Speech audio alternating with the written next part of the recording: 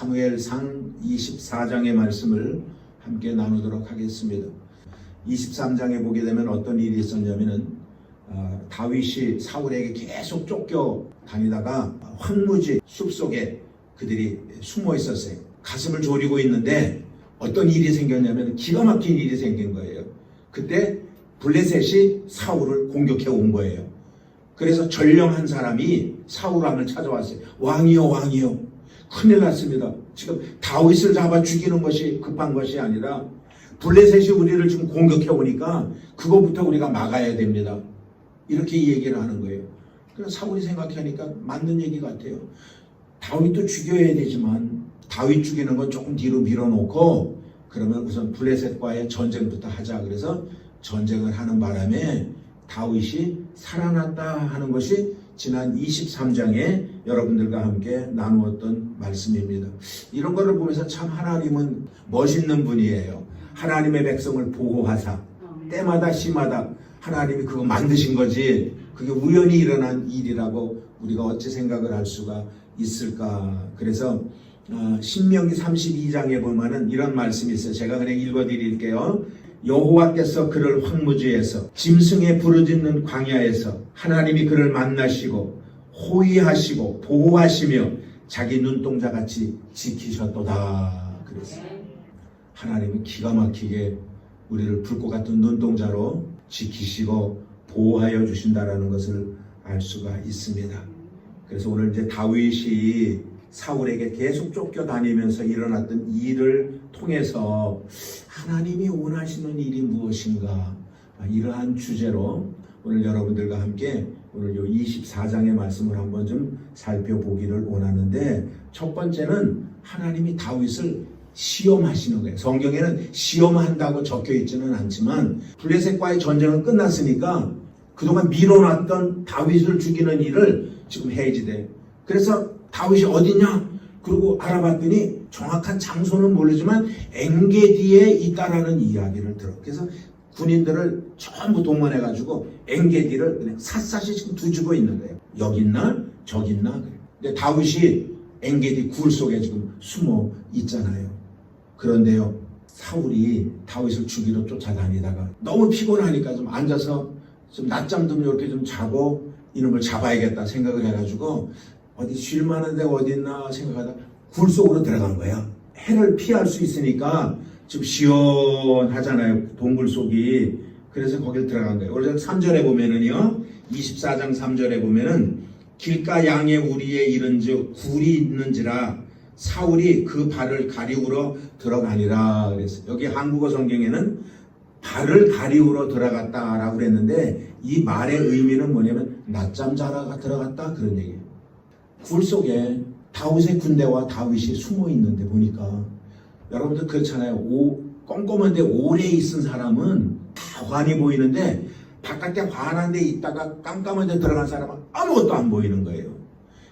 다윗의 군인들이 가만히 보니까 사울이 지금 굴 안으로 들어오는 거예요. 숨을 죽이고 가만히 이러고 있는데 사울이 굴 속으로 들어오더니 잠을 자는 거예요. 됐다. 이제 도망다닐 필요가 없다. 자고 있는 저 사울 해칠 수가 있잖아요. 그래서 부하들이 다윗에게 요청을 합니다. 죽입시다. 이건 분명히 하나님의 뜻입니다. 저 사람 죽이면은 더 이상 이제 우리가 도망다닐 필요가 없는데 죽이십시다. 그랬어요. 그랬더니 다윗이 안 돼. 그 6절 보세요. 안 되는 이유를 얘기를 하고 있어요. 6절. 시작. 자기 사람들에게 말하되 내가 손을 들어 여호와의 기름 부음 받은 내 주를 치는 것은 여호와의 금하신 것이니 그는 여호와의 기름 부음을 받은 자가 됨이니라. 하나님이 기름 부어 세워놓은 왕인데 내가 마음대로 죽일 수 있냐? 죽이는 거는 하나님의 손에 달려있다. 아무리 지금 죽일 수 있는 환경이다 할지라도 그건 내가 할 일이 아니다 라고 다윗이 이야기를 합니다. 바로 이거야. 하나님이 이 시험을 한 거예요. 이놈이 인간적인 견지로 어떤 일을 하나 아니면 내 뜻을 알고 나한테 물어보고 내 방법대로 어떤 일을 처리를 하나 하나님께서 시험을 했다라고 생각할 수가 있는 것입니다. 우리가 인생의 삶을 살다 보면은 인간적인 안목으로 모든 것들을 바라볼 때가 있습니다. 우리의 삶을 변화시키는 것과 변화시키지 못하게 하는 것들 가운데 못하게 하는 요소 가운데 하나가 무엇이냐면 자기 생각이라고 그랬습니다. 자기의 생각대로 어떤 일을 할 때에는 하나님이 기뻐하지 않습니다. 하나님, 이거 하나님 뜻인가요?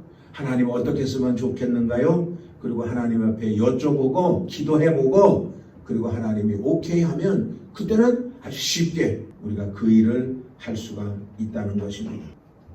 그리고 두 번째로 하나님은 그러면 어떻게 하기를 원하느냐 이거예요. 자 보세요. 다윗은 동굴 안에서 사울 왕을 해할 수 있었어요. 그러나 그는 하나님이 원하시는 것이 무엇인지를 알고 싶었다고 했어요. 그 하나님이 원하시는 일이 뭐냐면은 하나님의 방법대로 따르는 겁니다. 어떤 일을 하더라도 하나님의 방법대로 그 일을 하는 거예요. 10절에 보면은요, 뒷부분에 한 중간서부터 나는 내 손을 들어 내 주를 해치 아니하리니 그는 여호와의 기름 부음을 받은 자가 됨이니라 하였나이다. 사울을 죽일 수 있는 절호의 찬스를 맞이했음에도 불구하고 그는 하나님의 방법을 따르기 위하여서 그렇게 했다라는 거예요. 자, 그러면 사울과 다윗이 다른 점이 뭐예요? 사울은 하나님의 방법을 택하지 않았어요. 자기 방법을 해요. 다윗은 하나님의 방법에 따랐어요. 그래서 죽일 수 있는데도 안 죽였어요. 그런데 사울은 보세요. 아히멜렉이라고 하는 제사장이 떡 몇 개 주고 칼 줬다고 제사장 몇 명을 죽였다 하세요? 85명을 죽였다. 85명을. 그거 하나님의 허락받고 죽인 거예요. 이게 하나님의 방법이에요. 사울은 그랬어요. 무조건 자기 감정대로 자기 생각대로 그냥 막 죽이고 살리고 막 이런 일을 했다라는 게. 그러니 하나님이 기뻐하지가 않지. 매사의 모든 일을 차분차분하게 하나님의 방법대로 해야 되는데 다윗은 방법대로 했고 사울은 하나님의 방법대로 하지 않았다라는 거예요. 그러니 하나님이 그런 사람에게 어떻게 나라를 맡길 수 있고 하나님의 일을 맡길 수가 있겠어요? 오늘 사랑하는 여러분, 우리가 하나님을 존중한다면, 우리가 하나님을 경외한다면 하나님의 방법을 따를 수 있는 우리들이 되어야 되는 것입니다. 그렇기 때문에 성경에는 많은 곳에 여호와 하나님을 경외하는 자에게 하나님은 복을 주신다고 말하고 있는 거예요. 그래서 오늘 사랑하는 여러분들 모두가 오늘 하루를 삶을 살아가면서 하나님의 방법을 따를 때에 하나님께서는 영혼이 잘되고 범사가 잘되고 강건함의 복을 여러분들에게 허락하여 주실 줄로 믿습니다. 나중에 다윗이 사울에게 울면서 내 마음 좀 알아달라고 이야기를 합니다. 그게 11절이에요. 11절 읽습니다. 시작. 나의 아버지여 보소서 내 손에 있는 왕의 옷자락을 보소서 내가 왕을 죽이지 아니하고 고동만 베었은즉 나의 손에 악이나 죄가가 없는 줄을 아실지니이다. 왕은 내 생명을 찾아 해하려 하였으나 나는 왕에게 범죄한 일이 없나이다. 오늘 다윗이 얘기하는 말의 핵심 요지는 뭐냐면은 나는 죽일 수 있는 기회가 나한테 주어졌지만 나는 하나님 앞에 내어 맡기고 당신을 용서했습니다. 죽일 기회를 용서의 기회로 나는 바꿨습니다. 이렇게 얘기를 한 거거든요. 그래서 여러분들 하나님이 기뻐하는 것, 하나님이 원하시는 건 뭐냐면은 악을 선으로 바꾸는 거예요. 이게 하나님이 기뻐하는 거예요. 사울은 다윗의 말이 딱 끝나니까 얼마나 감동을 먹었는지 16절에 이런 얘기를 해요. 보세요. 16절. 다윗이 사울에게 이같이 말하기를 마침에 사울이 가로되 내 아들을 다윗아 이것이 내 목소리냐 하고 소리를 높여 울었다 그랬어요.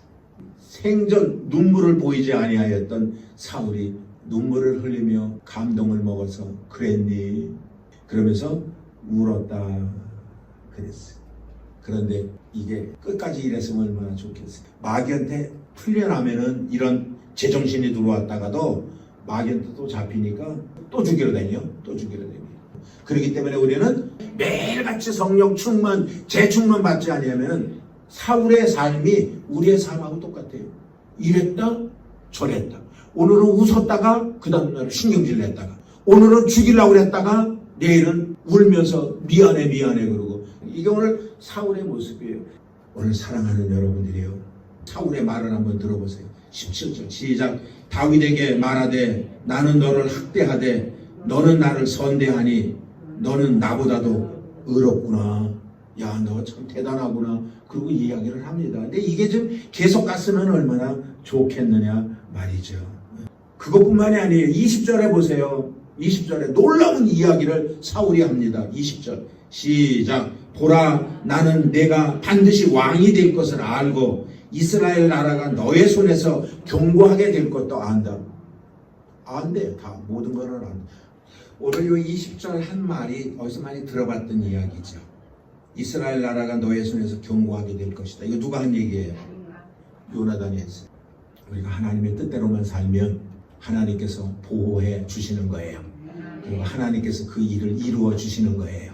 여러분들의 삶에 많은 꿈들이 있을 거예요. 그 꿈들이 여러분들이 하나님의 뜻대로만 삶을 살아가고 하나님의 방법대로만 하려고 그런다면 하나님이 여러분들을 보호하신 대로 아름다운 역사가 일어날 줄로 믿습니다.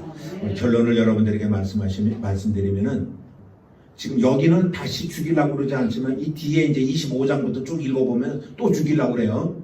그런데 사울이 다윗 앞에 무릎을 꿇을 수 있었던 그 비결은 하나님의 뜻대로 모든 것을 했습니다.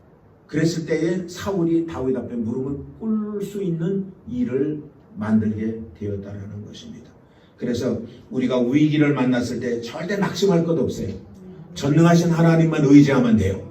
그러면 그 전능하신 하나님께서 모든 것들을 갚아주시고 모든 것들을 도와주신단 말이에요. 도와주신단 말이에요. 그래서 우리가 죽일 수 있는 기회도 복수하는 기회로 삼지 않고 우리가 절실히 그를 용서할 수 있는 기회로 삼으면 하나님은 기뻐하실 것 같아요.